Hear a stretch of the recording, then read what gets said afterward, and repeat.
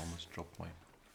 Welcome back, everybody, to round number 4, if I counted correctly, of the first day of the Paris stop of the Grand Chess Tour. Tough schedule for the players, especially 5 rounds. Like normally 1 round tends to take around an hour and a half, so they'll be quite tired at the end of the day. And that, once again, we come back to the issue of the time control being 25 plus 10 increments. These games do take longer than your average rapid game. So yeah, it's a bit of a grueling schedule. Although a couple handshakes on stage. Yeah. And the big one, even though Fabi just lost, is the game between Messieurs Caruana and Carlsen. Yeah, and also a very nice catch there by the official Twitter account of Chess24. The previous round featured a 2-0 victory of France over the USA. Wow. Which is a very happy occurrence for the French. They won't beat the Americans with a, Not at all. Yeah. Looks like we have a little issue with As getting the live convincingly, games. as convincingly, very often. Yeah, we do seem to have some issue with the BGN file, so we'll. What do we do? I'm not entirely sure. You're the tech wizard here. That is true. I might have to leave you alone to talk people through what's going on there to sort this out. At least give me an overhead view so I could see the board. So it's like not every single game. Why is MVL thinking so early in the game? So Vlad Kramnik is doing another one of his early E3 thingies. Yeah, Vlad is doing this thing he's been doing very consistently recently. In Nakamura Aronian, there's a classical Queen's Gambit decline, seemingly with the knight c3, bishop b7, takes, bishop f4, and Levon is playing in the trendy line of the Slav, where you get the 2 bishops. Yeah, but I was wrong about the. Was I? Who is Hikaru playing? We shall find out. I thought Hikaru was playing. This is the. Get to Hikaru later. This is the big one. This is Caruana against Carlsen. Looks like Carlsen sticks to his system. Yeah, that actually is the exact same system he used to beat MVL, and Fabiano decided not to take on d4 when Black played knight d4 on move 9 or so, and played bishop a2 in reply, to which Carlsen replied by taking on f3 and playing d6. And this generally is a type of position where white can maybe hope for a very slight advantage, but not more than that. And the play, I think, will hinge a great deal on whether white can play something like queen g3 followed by f4 as early as possible. Maybe queen e2 followed by f4. If white gets f4 early enough and black has no immediate good reply to it, then white will be slightly better in these structures. If not, if black is allowed to finish development properly, black should be quite comfortable. I'll leave you with this one and see if I can get us some fresh games. Sure. So this is the Caruana Carlsen game. I should actually probably take a look at the pairings for this round to figure out who's playing who. Lev is white in some kind of a topical Slav game against Wesley. So Hikaru is playing the Queen's Gambit decline with white against Laurent Fressinet, the hero of the previous round, who beat in a very interesting game Fabiano Caruana. During the break, I figured out that the plan we were suggesting Fabiano could have employed to make an easy draw wasn't really an easy draw at all. So we were wrong on that point completely. But no real way to show you that right now, and it's really not particularly topical. So that'll have to wait until a more opportune moment. And Veselin Topalov, who is currently on 0 out of either 3 or 6, depending on how you count points here, is white against Stanish Giri. And let's see if maybe I can locate this screen. This, I think, is Levon's game.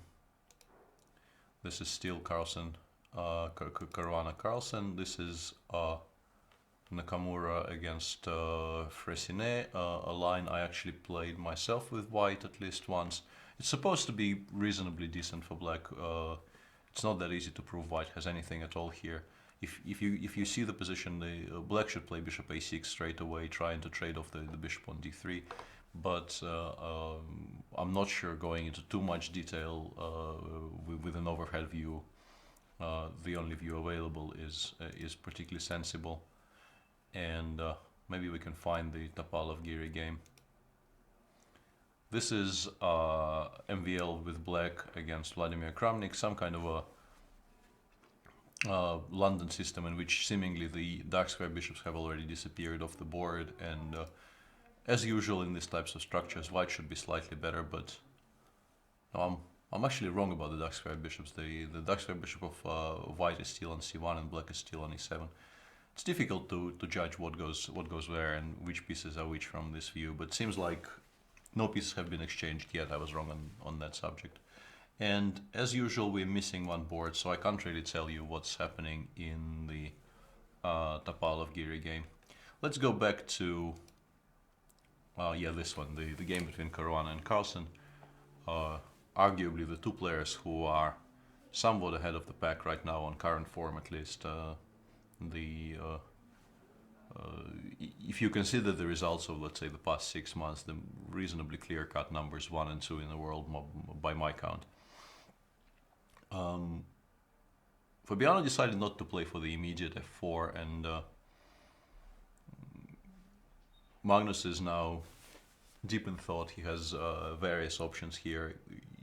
After bishop g5, black sometimes plays moves like knight d7 or knight e8, offering this bishop trade, to which I think Fabiano will reply by retreating with the bishop to either d2 or e3, because black probably doesn't have anything better to do than to play knight f6 back, and by doing this, white will win a little bit of time, because he will have the same position he had a moment ago, but with the bishop already developed instead of being on c1.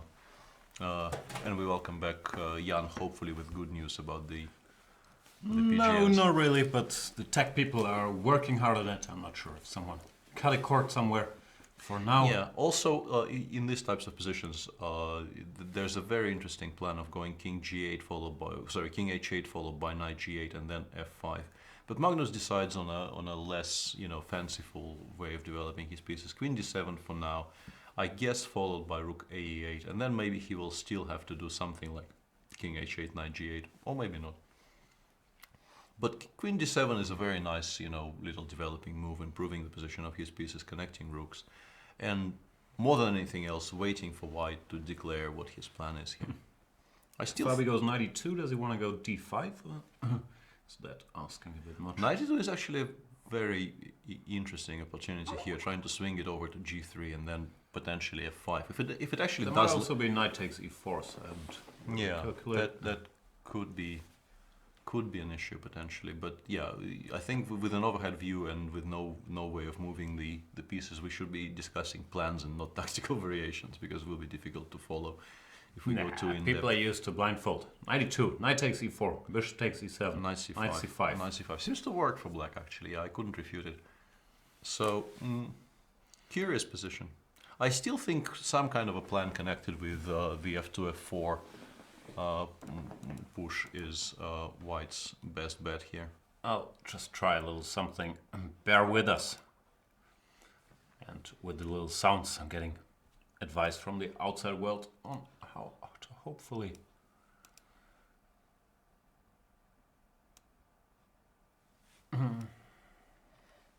yeah, hopefully these new PGNs people are sending us, we will be able to go back live with the actual games, so that we can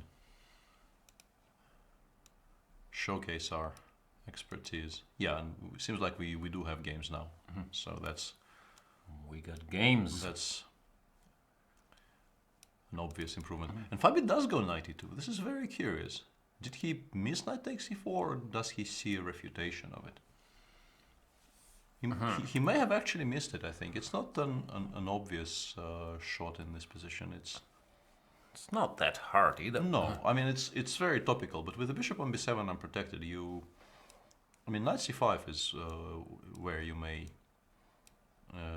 go astray, and yeah, seems to work. I don't see anything. I can't really see why this wouldn't work. If white doesn't play bishop b7 and plays something like bishop b3, knight c5 is still very, very sensible and very good. Looks like Fabi just blundered a pawn, which is very unlike him. And Magnus... It's pity we can't see Fabi's face, because it would be interesting if he can. You probably spotted it by now. Normally you see that thing. And Magnus, I think Magnus is very... He's seen it by now. Yeah, he's just confirming. Yeah, he's already feels like he's played it, almost played it a couple of times, and yeah, knight takes e4 is on the board, so... That's bad news for Fabi after the loss he just suffered to Monsieur Fressinet.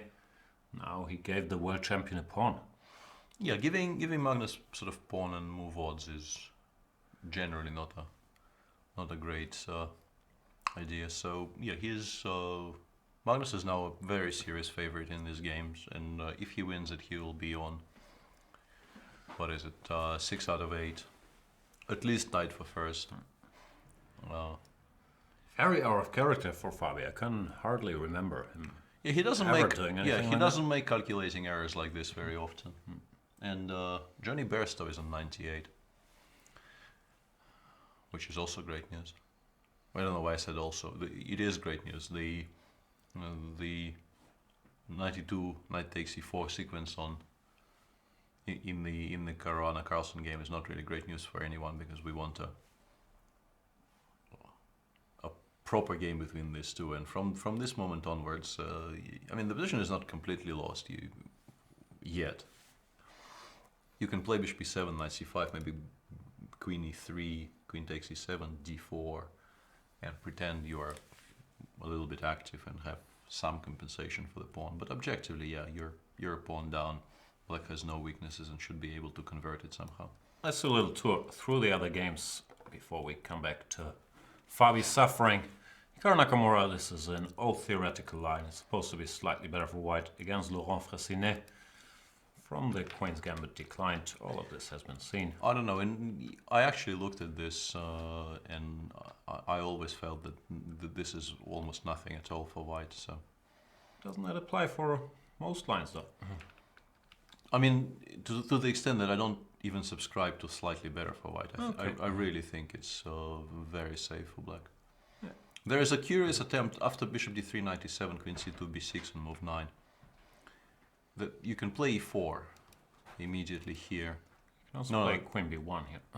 With the idea of b4 or what? Yep. This I wasn't aware of. But after queen c2, b6, there is a pawn sacrifice with the immediate e4. But black can ignore it by taking on e4 and then playing queen b4 check. I actually had this on the board against Dmitry Yakovenko, and he equalized very, very comfortably here as well. It's just, black shouldn't take on d4, but if black doesn't, if black goes queen b4 check followed by immediate bishop a6 once again, it's very difficult to prove anything for white. Yeah, we'll see if Nakamura can pose any problems. Magnus Carlsen has certainly posed some already. And whom else do we have? There we have half of Levan Aromian against Wesley So with the white pieces. What are those guys discussing? How was this weird line? Yeah, this is not my area of expertise. I know a little bit about queen b3, b5 in this position, but not queen b3, rook a7. Yeah, b5 can become incredibly sharp. Takes, a4, b4. A lot of black players shy away from this, and therefore they go rook a7, which always looks ridiculous, but the queen on b3, you could argue, is just as misplaced as the rook on a7 for these positions. Knight h4, I think I've had this position once. I also played bishop c8, bishop d2, e6. My game didn't go c5, was something like knight f3 back. But c5 is always a very principled attempt to make this rook look ridiculous. The question is, can black break with b6 under advantageous circumstances, or will he be left with permanent weaknesses here? I guess that's what the discussion is about. Yeah. Knight a4. White also accepts weak pawns, but he's arguing that these pawns are less vulnerable long term than these guys. So a5 very logical to go with sure, a6. Yeah, rook c1, bishop b7, bishop d3, bishop d6, all of these moves are perfectly natural, and yeah, it will be difficult for white to actually exploit the weaknesses on the queen side, I think, because if you play knight c5, you improve black structure, black takes, goes bishop c7, and if you if as black you manage to play 97 and e5, you will at some point start looking into the future with high hopes actually. Of course. So the knight on a4 does a very good job of restricting the c4, c6, c5 break, but apart from that, it's not doing very much, and it actually is kind of in the way of white's play against the a5 pawns. Yeah, it's hard to maneuver. Let's say a castle. I don't know if black castle there goes king e7. Probably I'd castles. probably castle. Yeah, I don't want to Yeah. give white additional If ideas. you had all the time in the world, you'd like your knight here, but it's very hard to Absolutely, realize yeah. without allowing. Yeah, rook c8, bishop a6 is a very decent positional plan to exchange arguably black's worst piece on b7 for a very nice bishop on d3. So maybe you just do nothing, like Rook c2, rook c8, rook fc1, but something like this, and see what happens. But hard to find any targets. yeah, and in the meantime, the man who potentially ended the international career of Jos Butler reached three figures. For those of you who are not following that.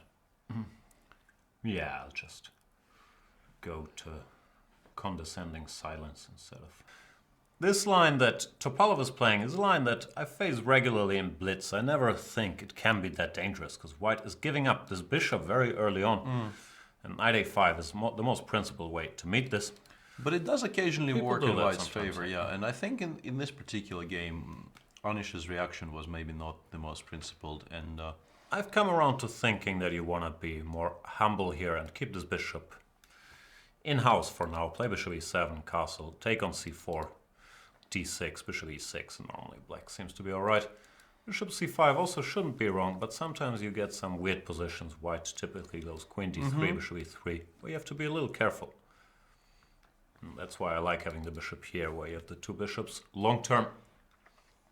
All of this, I'm sure, has been seen more or less. I'm not sure if h6 maybe was not really in this, necessary. not in this direct order, exact order, but yeah, this is not new. And Veselin is enjoying a very nice little pull here. The game progressed quite far. The structure changed. Black played a waiting move here, knight e6, knight g5, knight g4. Well, not a waiting move, transfer the knight from c5 to d4, but it will get driven back eventually. Whoa, you went b5 here? Yeah, he went b5, a b c6 to Very drastic. Yeah, to change the structure quite drastically. But that's not a particularly good change. After No. knight c3, queen takes b6. You could also go knight g2 even here. That looked very sensible to me. Yeah, you just have a lot of long-term weaknesses now. Yeah, and you Played h3, which also should be fine. And f5. yeah, I think Anish kind of disliked his position and decided to make as many changes to the structure as he can as early as possible. But he is still somewhat worse here. His structure is not solid enough, and let's say if you play d5 here, you might lose material straight away after takes knight g3, bishop, rook g5, and maybe even h4. Yeah, unless there's some devious trick. I don't see it. Rook g4, Doesn't queen seem to e5, work. and none of your queen f3. None of- Yeah, And these none. combinations really work. Yeah, doesn't seem to be anything here for black, so his position starts falling apart a little bit. And Anish, after some reasonably long thought, played queen c7. C5 is one option white has here. Even c2, c3 is not ridiculous. I want to... Oh no, rook takes b3. Rook takes b3 is a problem, because knight b3, rook d6, I'd pick white. But rook d3 is an issue. Yeah, can't allow that. c5 looks very decent. You could also make a case, I don't know, for some slow move like rook a1. Sure, but c5... Hang on, c3, knight takes b3? What are we missing here? Looks like people are tired. Because it would appear that c3 was immediately met by... Hang on, what? Are we missing something? I can't see it. Apparently, rook takes b3, queen e1 is same-ish. Which is a nice move I should have spotted but didn't. Sorry, rook b3, queen e1. Queen e1, yeah, And then you just you cash get, in later. you get the same structure, yeah. Gotcha. Instead of this, Anish took with a knight on b3. Well, let's just wrap up the assessment of the position we have on the board. This is a game between Veselin and Topalov, who's not had a great time so far in this tournament, and Anish Giri, who made 3 draws. in the first 3 rounds. Veselin lost all of his first 3 games, but in this round, Veselin is dominating. His position is much better currently, and he should be, huge favorite to win from here on out. This knight is just so much worse. Yeah, than this guy. Queen a6 forces black to make further unpleasant-looking moves like knight d8, and you get the feeling that if white wants, he can start collecting material. Rook a1 probably picks up the a5 pawn, for instance, and he can also switch to some kind of a direct attack, bring the queen back to c4 at some point, and play against the black king. Would be a pretty sad start into the tournament for Anish if he started with 3 draws, then lost to Veselin, who is on 0 out of 3 or 0 out of 6, depending how you count. Yeah, wouldn't fill his heart with joy, I'm sure. Yeah, so let's move to other games. What's happening in Caruana, Carlsen? That should be the central game of the round. It started off in a somewhat sad fashion, especially for Fabiano fans, because in a position which was quietly promising, I think, for white, he just missed a reasonably simple tactic, and is now trying to hold an endgame where he is a healthy pawn down. Yeah, let's recap that. So this is a pretty standard position. White slightly better because the bishop is slightly misplaced, arguably. And knight e2 just allows this trick. Knight takes e4. And the pawn is gone. The point is bishop e7, knight c5, which happened. Defending the bishop and then taking this guy next move. Nothing better to do than this. Fabio is just fighting for a draw.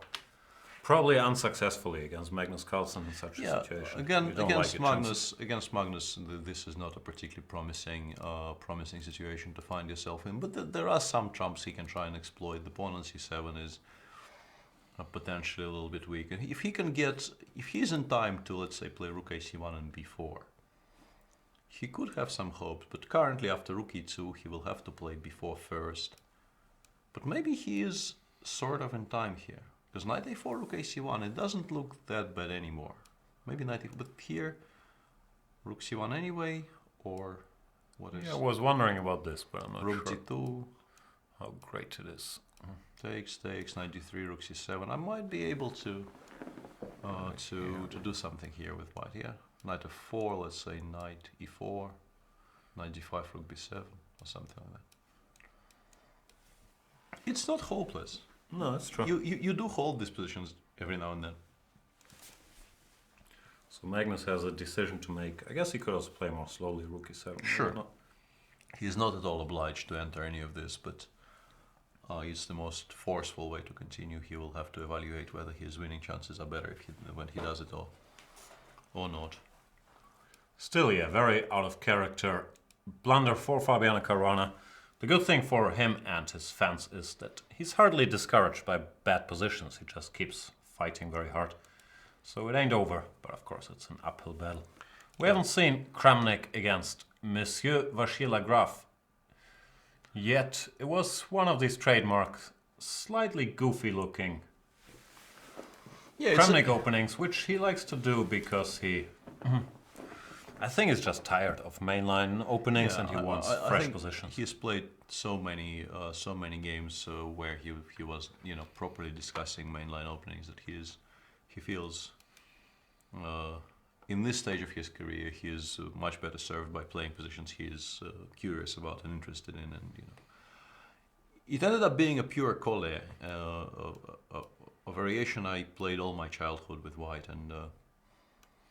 So semi-Slav with an extra tempo. Yeah, exactly. And I think MVL was...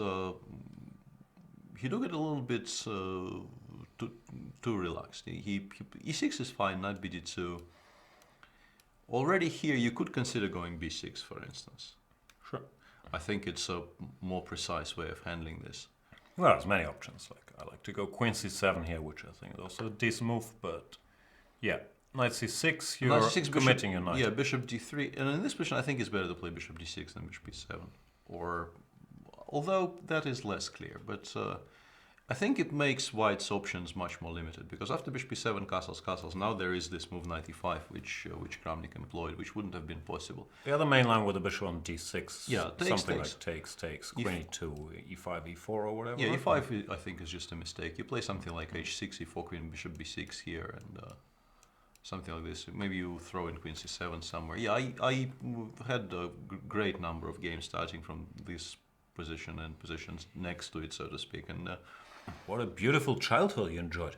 absolutely. And you know, it's obviously nothing special for white, but it's playable, and up to a certain level I had a tremendous score in this line, because nobody really knows what to do against it properly, and I used to get playable positions and then do well in them. So we've come full circle. Kramnik, arguably the biggest theoretician in the world, is now playing the non-theoretical lines you used in your childhood.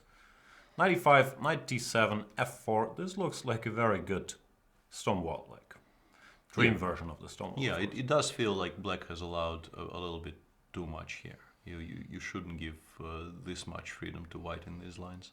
Just feels wrong. Yeah, he got scared, understandably, of some direct attacks with queen h5 and went f5. Kramnik wasted no time with this.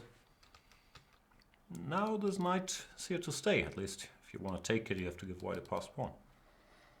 Yeah, it's a curious position, because there is no immediate attack for white despite the semi-open g-file, but the knight on e5 is a monster, and if you give white enough time, he will go bishop g2, bishop e1, you know, slowly improve his position. MVL tried to do something immediately, created some tactical threats. Of course, knight g3 was not blundered by Kramnik.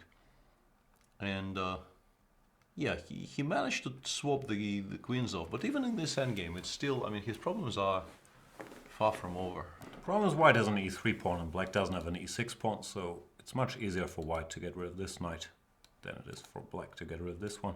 And this play on the half-open g-file. White is better. Yeah, and there's also, as we will see in a moment, there's play on the queen side, because after bishop f6, which is a very understandable move, you don't want to trade the bishop on e1 for the dark square bishop. b3 opened additional avenues of play for white, and yeah, let's because there are more games to jump cover, to the current position. Yeah, white is currently a pawn up. MVL will probably play h4 here, bishop f2, and probably take on e5. I think you need to. And now there's a question of what to recapture with. First instinct, no. First instinct is f8, and yeah, I started worrying about this. King g1 maybe. Here, yeah. Bishop h4, bishop h3, rook bb1, but it's not that clear. It's very passive. It's not that clear, because yeah, there's plenty of counterplay here. Rook e2, e3, black gets a lot. I mean, d and e pawns might run, but it's far from obvious that white is fast enough here to win. Rook d3 is, for instance, a very annoying move to try and force white to move the d pawn forward, and then this is as far as they go. Black might be better here for all I know. So still some play. They list out some moves. h4 and bishop takes e5 is on the board. As expected, maybe rook e7, but it looks a bit artificial. Bishop takes f4 is a move. Yeah, it looks a bit artificial. Yeah, ef bishop Unless rook e6 is a move, but I don't really believe it is. Rook h2, bishop g3 doesn't feel like you're playing for a win there. Yeah, bishop e3 doesn't feel like white is better. So maybe MVL made a comeback. Yeah, he made an interesting decision, because a few moves ago he could have tried protecting his b7 pawn, but then he would have been very passive, trying to sort of hold the entire perimeter of the board. And by sacrificing the b7 pawn for these very concrete counterplay, he is now somewhere around here. He could have maybe a move ago. Rook h3, bishop g3 is already the beginning of the plan he is employing. But somewhere here, let's say you can play b6, white will play a4. And try and hold this position somehow, but it will be a very uphill battle. I very much like his approach. He's saying, I understand my position has very serious structural problems, but I'm not going to let you exploit them for free. You will have to calculate quite seriously to get anywhere in this game.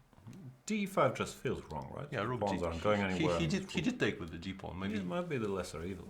Yeah, Rook d8 has been blitzed out as expected because black needs all of his pieces as active as possible. He wants to put his bishop here and try to survive, but there's so many No, attacking ideas. Yeah, you never ever do that with the king on h1 because you might get mated. Rook b2, rook g3, rook ac1. Can I throw this in? Ah, you can actually. Yeah, I forgot about this altogether. Is rook d2 a move? Rook g7, king f8. Weird position. It's a mess, but you can easily get mated.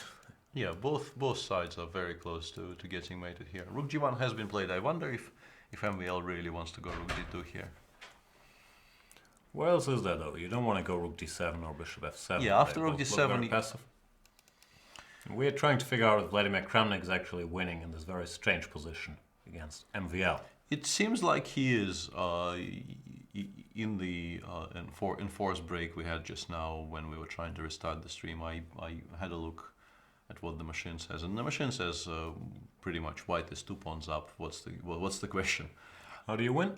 Rook g7, which is what Vladimir played, and then it's just very unimpressed with this counterplay, but I'm not quite sure why. Rook d2. Rook d2. I don't know. Maybe switches to some mating ideas. Rook Yeah, maybe c7. you can maybe you can just go rook c7 actually. Yeah, creating a bit of a threat with rook b8 mate, which is not that easy to parry.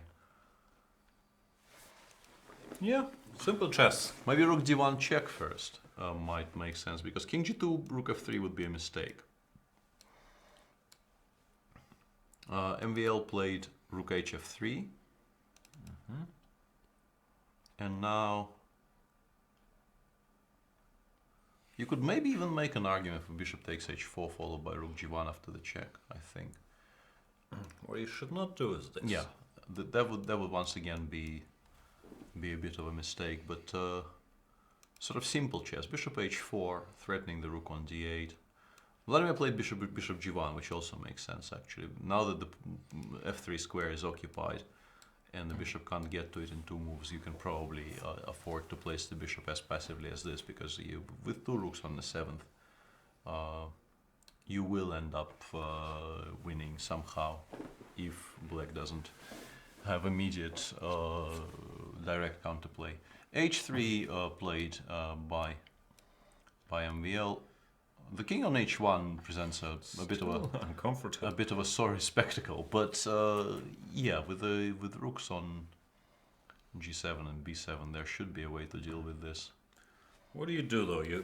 I don't think you want to start exchanging. No. Rooks here, right? Yeah, I want both rooks very active. I would start by rook h7, asking black if he is ready to allow rook h8 check and e6, which probably gives mate actually. So you can't. Black would like to play something like rook f1 here, but I think white just mates first here. e6, rook f7, rook g8 is, I think, impossible to stop. Therefore, yeah, Vladimir played rook g6, so we can stop discussing this. Also very sensible. Asking the bishop where it plans to go. Bishop f5, rook f6 is not great. Yeah, once again, black is not in time to play rook f1 because white can go rook f6 check first. Otherwise, no, also rook e6 and back to g6, of course, wins on the spot. But yeah, so the bishop needs to do something. If you play rook e8, one of your active rooks is no longer active, and white's task becomes much easier because he only has to worry about the one active rook on f3. I don't see another move though. Yeah, what but do you want to do? Bishop d5, but it blocks the d file as well. No, bishop b7 is. Oops. Yeah, should plan the less rooks. But rook h7 or a7 or anywhere, frankly, should be plenty good enough. This is a pretty nasty threat. Now these pieces aren't really doing anything anymore. No, looks like Kramnik has it under control. Looks like, still to be seen. I was going to say, looks like your verdict that white doesn't really have anything in this Nakamura-Fressinet position is right, but Nakamura, at least he has an extra pawn. No, so, I think Fress at some point panicked and started making strange decisions in a position which didn't really require him to, do anything special. And now it's not easy. No. Now he is in a lot of trouble. I would never argue this is closer to equality than it is to a white win. I think white generally converts these advantages. I agree. And it seems like Wesley is maybe better against Levon, which is What happened here? a more surprising outcome. We've seen the opening. I'm not sure if anybody but us has seen it, because I'm not sure when we were on and when we weren't. But looks like Wesley got everything he wanted. He exchanged the light square bishops, covered this, got an e5. Yeah, a very, very important restructuring with knight of 8 e6 and the king to d7 means that his position no longer has any serious weaknesses. With the king on d7, the rook from c8 can go to b8, as you will see in a second. And actually, after rook b4, knight a2, he found this nice tactical shot of rook takes d4. White is not obliged to take immediately. I'm wondering if after king f1, the rook actually gets lost. Point is, this rook doesn't have a square where it doesn't get lost, so it's not really a sacrifice. Yeah, can't I play king f1 here? What's the plan is? Maybe bishop b4 is there, no. Maybe bishop b4 is the idea. But still, I take on d4, I take on b4, and I go rook c5. Don't I make a draw this way with white? But maybe you can play slowly here, like king d6 followed by knight d7, yeah? It's not that slow. Like, how do you parry knight d7? I think it just wins, actually, yeah. Looks like game over. Poor rook, trapped here. Yeah. It looks, you know, we started off trying to trap the rook on d4, but it is the rook on c5 which ends up being, in a lot more trouble than the rook on d4. So it seems like Lev actually played himself into some serious difficulties. What's his score so far? I can't remember a thing. He's on 50%. He was on 50%. He won a game somewhere along the line and he lost to Magnus. Yep. Speaking of Magnus, let's go back to him. Yeah, Magnus should be... he generally wins these positions, let's put it like this. He still needs to find a way in because whenever he attacks the e5 pawn by playing, let's say, d5 pawn by playing rook e5, knight c6, kicks this rook away. And with the knight on d4, he can't play rook b3. If he could play rook b3, white probably would completely collapse because you can't really defend those two weaknesses at the same time. But yeah, he needs to find a way to attack the pawn on e5, which cannot be met comfortably by white. But generally speaking, you very, very rarely see him not win these positions of that kind. What is the way in though? I don't see any immediate way in, but... can go here, but do you want to? I can probably play something like knight f3 in response, or knight e2, some move like that. Yeah. And you still need to make some progress because, as mentioned, you want to have a rook on b3, not a knight. We'll see, but Magnus is gonna keep making moves, and sooner or later something should give. Let's stick with Grandmasters. That was exciting. Yeah, that looks like the game which is closest to being to being over. Frankly, it does feel like white should be converting this somehow. How did rook g6? He found rook g7. That's a clever move. And once again, white is 2 pawns up, but trading one pair of rooks is not particularly attractive here because with this king on with this king on h1, you really don't want to be engaging in endgames like this. So rook b8 and rook bg8 is what Vladimir opted for, but after bishop f5 there is no immediate mate actually. Rook g7 check, king e6, you can play rook e8, king d5, but it still doesn't seemingly win on the spot. You still need to show some technique. This is on the board. Rook e8, king d5.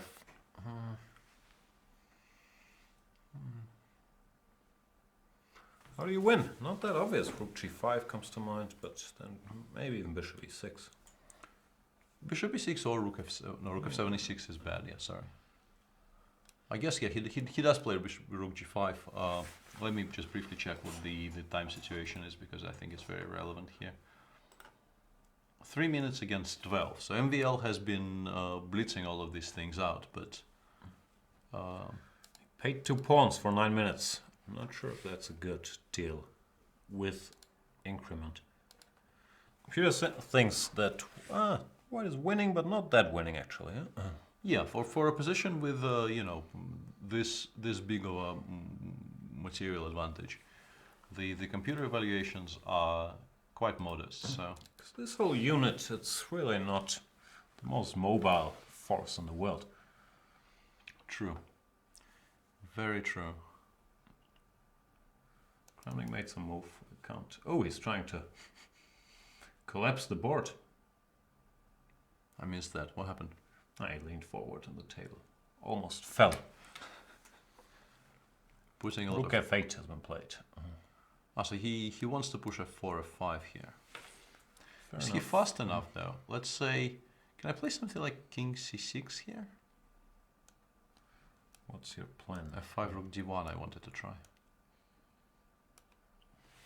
Or rook f6 though. No, this doesn't work. Yeah. I was wondering if you go here, like, oh no, the check might be unpleasant. But kind of repeats rook d8, rook d7 here. We're not making that much progress with white. If takes, it's still hard to. Yeah, this Maybe might you not can be. go e6 at some point. I'm not sure you're winning those actually. King d7 or king d6 Oh, actually. yeah, you because can't king, even take. no, taking would be potentially quite risky. Yeah. Yeah, bishop d5. With the king on d6, you probably lose here. Rook takes f4. e4, rook takes e4. And, you know, yeah, that would be a very picturesque way not to win the game, putting it mildly. Rook f7 has been played by MVL, so I don't know. I have a feeling he might survive this. Yeah, he's putting up a great fight from a very disadvantageous position to begin with. I have a feeling maybe leaving the 7th and playing rook g6 instead of rook h7 may have been a mistake.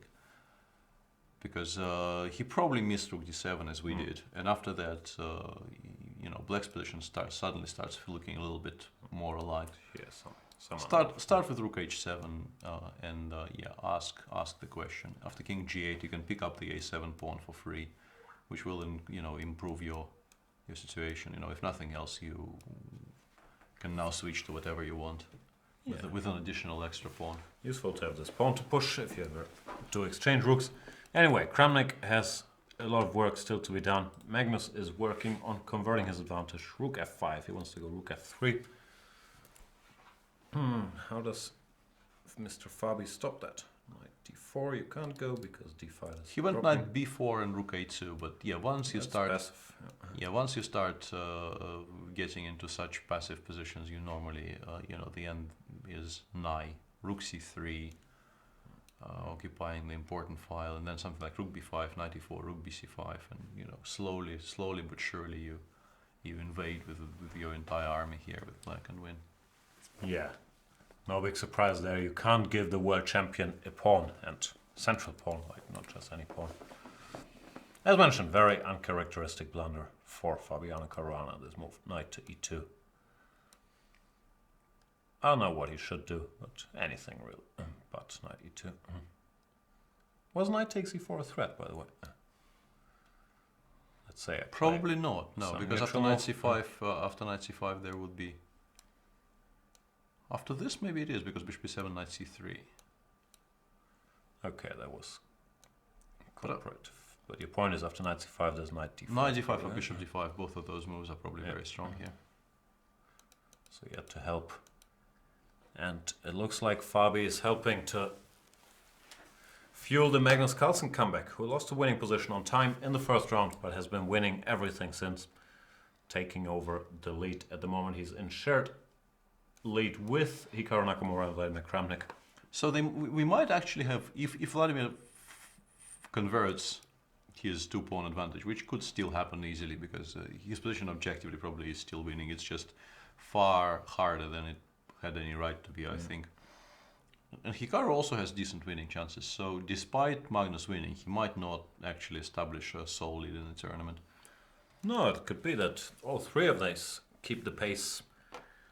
Hikaru, I think, is going to win. Knight g5, now he's threatening rook d6, followed by knight e4 most likely. He is not at the moment. You can actually play h6 here, but after knight e4 check, king e7 maybe. No, but I lose the b7 pawn. I mean the a7 pawn, sorry. Takes, Yeah, this is just winning. and rook b7 check. Yeah.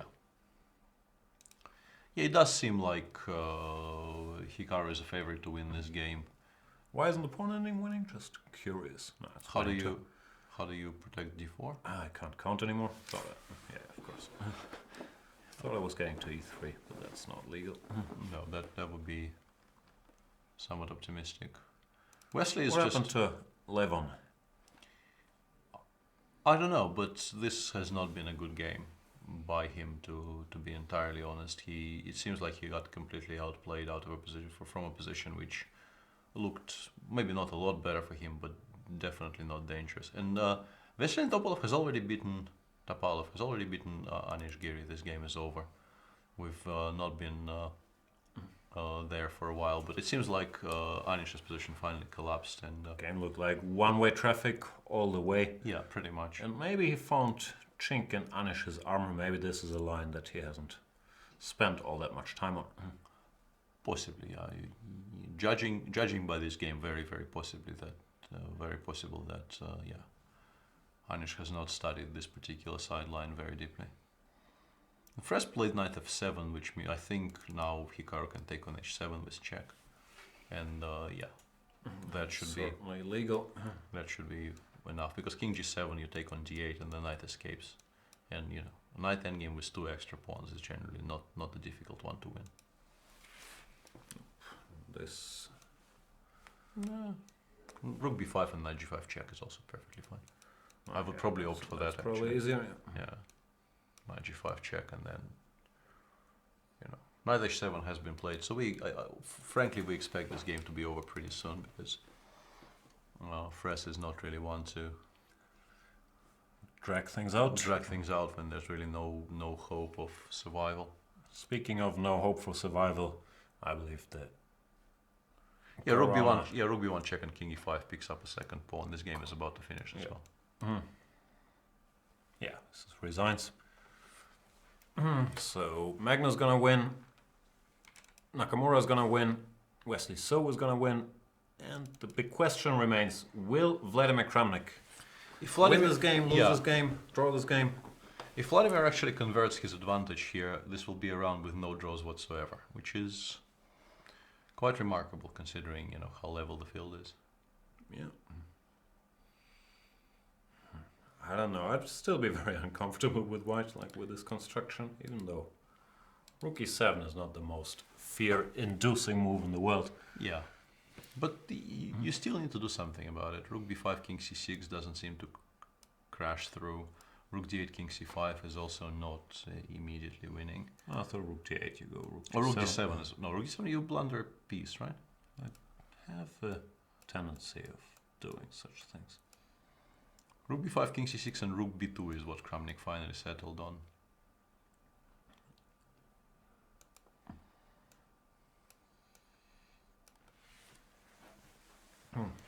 I guess somewhere. he wants to play Rook f2, I guess, and start freeing up his pieces on the king side, because it either trades one pair of rooks or black has to allow f4, f5, which would of course improve white's situation drastically. Yeah, this looks a lot more friendly because there's no direct mate anymore. Yeah, no, this now has to be reasonably easily winning, I have a feeling. So it seems like all three of our leaders are scoring another full point. Kramnik is down to less than 2 minutes, but with 10-second increment, it shouldn't really matter a great deal, yeah. No. It's a nice plan. Rook b2, rook f2.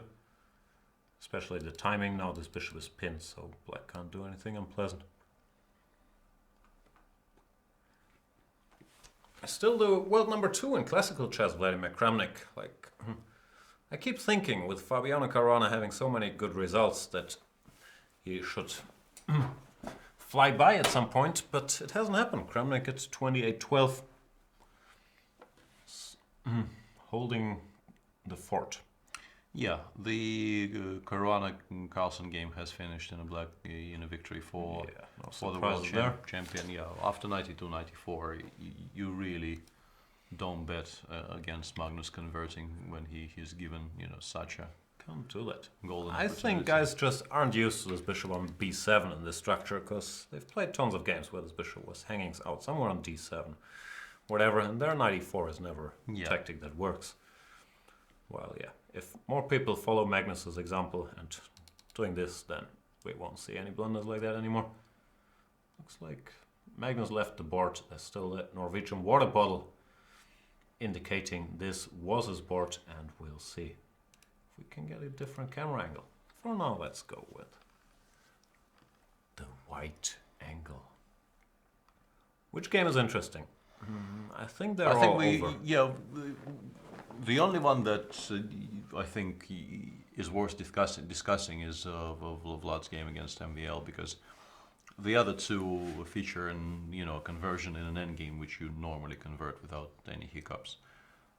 Wesley So probably has a slightly more difficult conversion compared to the one Hikaru is facing, but both really should be well within the comfort zone. But Kramnik's position might be entering that territory as well now.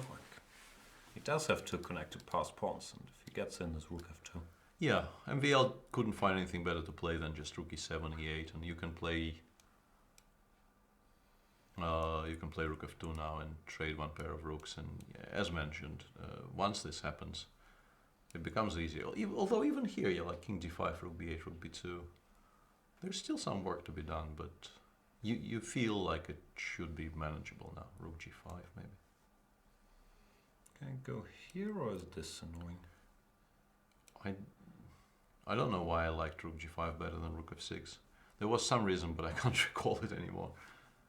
I thought maybe this, but it feels like I'm not getting checkmated if I can. Yeah, like rook d6 check, king c5, bishop h4 or something. Yeah, start crawling out. Rook g8, king g1. Yeah, rook g8, king g1 is safe enough, and if rook b8, I think bishop b7 is very strong. Yeah, now this has to be winning. So let's do a brief tour through the other games. Wesley So has a pawn and the compensation, which, yeah, has to be enough, even though still gotta win it. Yeah, you still have to convert from here, but his position is better on every count, and healthy extra pawn in the center. So it will be very surprising if he doesn't win from here. And Kramnik says, you know what, I was just teasing with this rook f2 idea. Now that you've gone rook e8, I'm going back to full-blown activity with rook to d6. Bishop f5? I don't know, What's maybe the some plan? checks, king b5, there's no mate, yeah? No, I don't think there's mate if black reaches b5 here. Bishop f5 has been played in the meantime. I'm slightly curious why he decided not to trade a pair of rooks. He goes rook g7. It's very difficult for black to activate his second rook either, because if you go rook b8, I can play rook c7 check and put your king on the b file, and the b file will be permanently closed for. There is mating ideas, just There's give also, me a4. Yeah, there's also This a4 will be rook c7, permanent. which needs to be addressed here.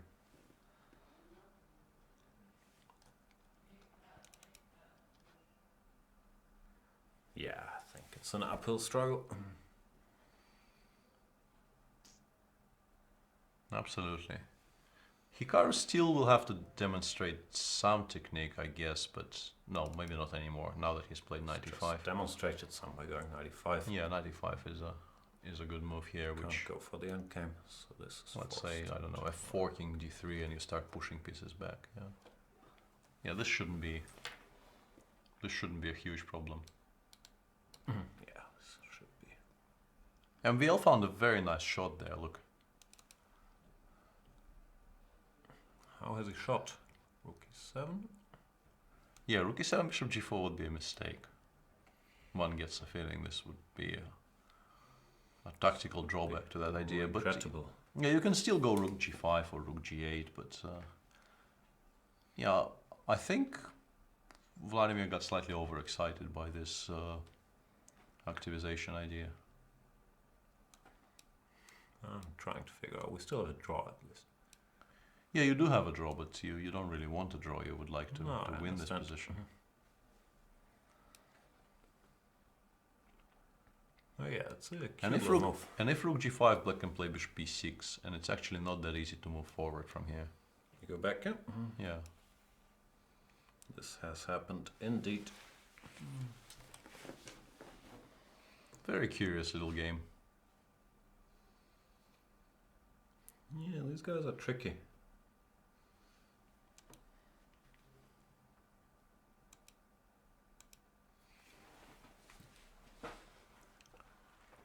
Vladimir opts for a4, which I'm curious if I can go for some tactics with bishop d5 and rook takes f4, but I don't think I can ever actually do that.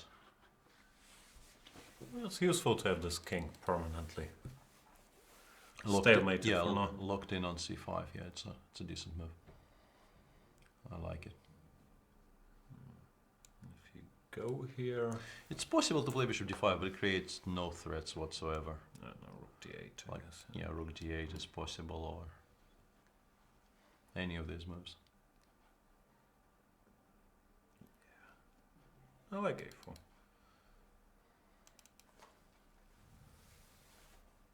Nah, Kramnik's gonna win. Nakamura's gonna win.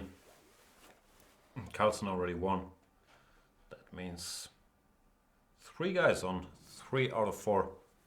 Yeah, might not sound like much, but not easy to win any game against any of these dudes. Yeah, and Wesley probably will win as well. Let's just briefly have a look. Yeah, now that's with these simplifications, I think it's very straightforward now for black. It's kind of resignable now. Bring the king.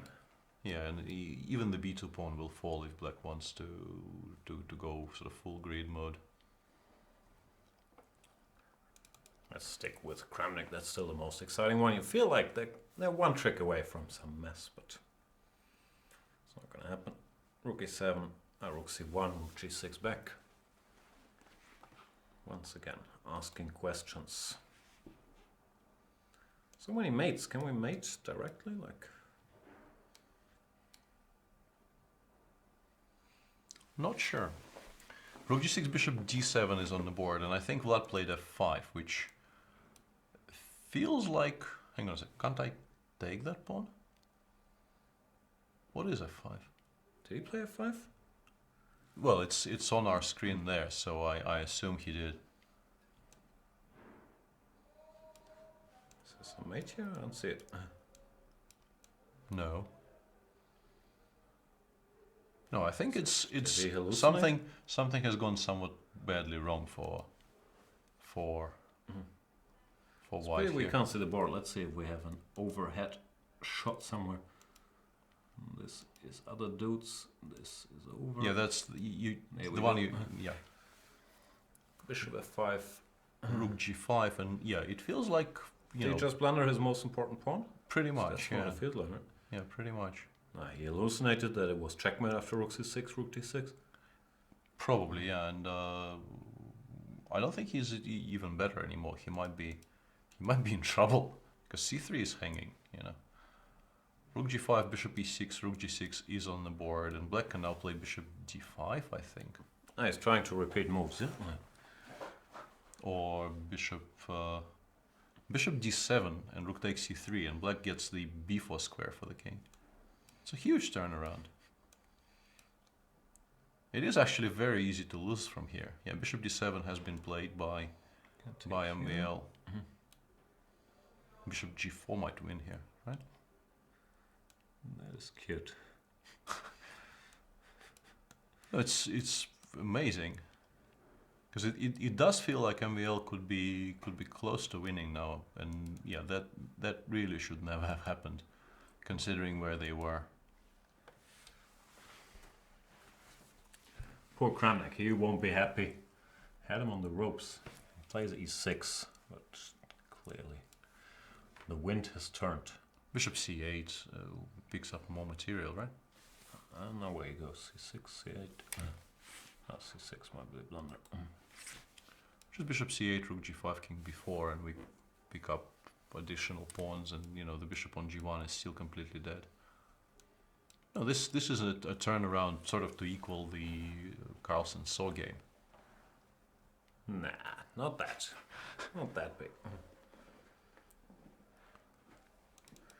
Kramnik's fighting, but it's nicer when he had all these pawns. Yeah. The f pawn is gone, and now the e pawn is gone as well, and the bishop is still on g1. Yeah, this is now objectively dead loss for white, I think. Yeah, we were so convinced he will win, and not without reason. I mean, in our defense, it wasn't an unreasonable assumption that he will convert from the position he had. But No. yeah, it's no longer true. played a5 apparently. Yeah, rook c1, c3. Let's start pushing our own trumps down the board. Back to d7. Yeah, setting the same trap, rook c7, bishop g4 will win on the spot. So the rook cannot go to c7, and then the bishop might go via, let's say, I don't know, a4 towards d1 and f3, maybe. Ah, that's the plan. Yeah, that's nice. D6. Rook d6, rook d3 looks very strong as well. Consolidating further. Yeah, rook d3 I think will follow. Yeah, this is now. This looks hopeless, no? Looks completely hopeless. There isn't a single check. The c pawn is already almost on c2, and your king is much worse. Your rook f6, c3 I think will follow. Yeah, impressive. Impressive turnaround, and MVL will be half a point behind the leaders. So Magnus and Nakamura leading on 6 out of 8, and if this game now ends in a black victory, which seems very, very likely, then MVL will be tied for third, fourth with Wesley So, who has beaten Levon Aronian with black. Yeah, MVL is using all of his forces now. Bishop a4 supporting c2 or bishop d1. The king is completely safe on b4, and the pawns will just queen c2, king a3. You don't really need to calculate anymore. I think it's gonna go bishop d1. Bishop d1 is also fine. Yeah. Checkmate. Rook b8 check, king a3, I guess. That's a very fair guess. Yeah, game is over now. Yeah. Game is over now because you can't stop bishop f3 check. Yeah, sad loss for Vladimir Kramnik, who was having a great tournament. But kudos to MVL, like, even when he was probably objectively lost, he found all these nice little shots to stay in the game. Like, where was it? No, a little bit further down the line, yeah, move 46. Ah, yeah, that was the rook e7 I was looking for. Yeah, we were very impressed with White's setup, but after rook e7, suddenly White needed to work again, and Vladimir at some point just had a huge hallucination and played f5, just giving up one of his two connected passers, and he's after probably that, gonna regret that he didn't go for this. Right? that was a looks like the safe choice. on the previous move actually. Here maybe Black can not take on f2, but with the king on c6. Oh, yeah, f5 is a bigger threat, so you do it here. You start moving your king up the board, and yeah, king d5. Consolidate. Yeah, you should win from here, I think. Yeah, Nakamura has won. Magnus Carlsen has won. Wesley So has won. And Veselin Topalov has won a while ago. So a lot of bloodshed in this round. Yeah. Not a single draw in this round, although not in the way we expected. We expected the fifth game to be a victory for Vladimir Kramnik, and it was in the end a victory for the Frenchman with 3 names. Who is 3 names? Nah, it's 2 names. Come on, 3 names is too much. Multiple names. I actually took him in the fantasy game, in the prediction game. I took MVL to do very well in this tournament, so. For my prediction, I think I will just stick with my original prediction. I think changing it after every round is allowed, and people should do it to maximize their EV. But for me, I feel you can change them after every round. Yeah, that's madness. Yeah, the deadline. You have to get them in today or tomorrow. When the deadline. Let's remind people again: if you're participating in the prediction game, the deadline to submit your final prediction is before the start of round 6. That is before the first round of tomorrow. I see. If you're watching this on Chess24, just click on the predictions tab below the board. Drag and drop the names to where you think they will finish, and you can win. Some cool prizes if you're a premium member, or less cool prizes like a signed mug by Peter Svidler and me. That's why it's less cool. But they're forcing me to do these things. Anyway, we still have one more round today, so it's really a long day for the players, and you can tell they're starting to get a little tired, right? By the blunders.